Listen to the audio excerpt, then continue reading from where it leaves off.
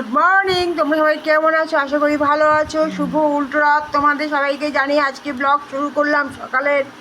সকালে জল খাওয়া নিয়ে চলে এসেছি। দেখো কি কি একদম নরম নরম পরোটা, পোস্ত ছিটি, আলু ভাজা, কাঁচা লঙ্কা দিয়ে, সাথে আছে রাতের স্পেশাল জিলিপি আর আছে শশা।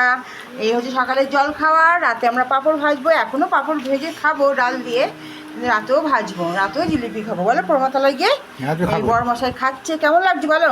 দারুণ নরম হয়েছে পরোটাগুলো।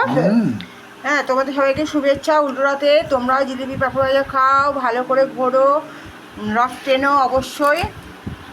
আমরাও যাবো সন্ধ্যাবেলায় প্রমাতলায়।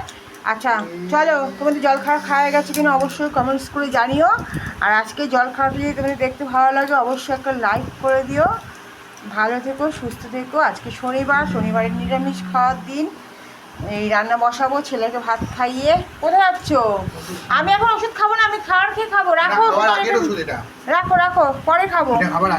ঠিক আছে চলো, ভালো লাগলে একটা লাইক করে দিও, শেয়ার করো, কমেন্টস করে জানিও কেমন লাগলো আজকে জল খাওয়াটা দেখতে। আর তোমরা কী খেলে? শুভ উল্টো রাত জানিয়েছি সবাইকে বন্ধুদের। হ্যাঁ, শুভ উল্টো রাত বন্ধুরা। সবাই ভালো থেকো, মজা করে রথের জিলিপি পাঁপড় খেও। সেই ছোটোবেলায় ফিরে যেও। ঠিক আছে বন্ধু, টাটা, লাভ ইউ অল। দেখা হবে নতুন একটি ব্লগে।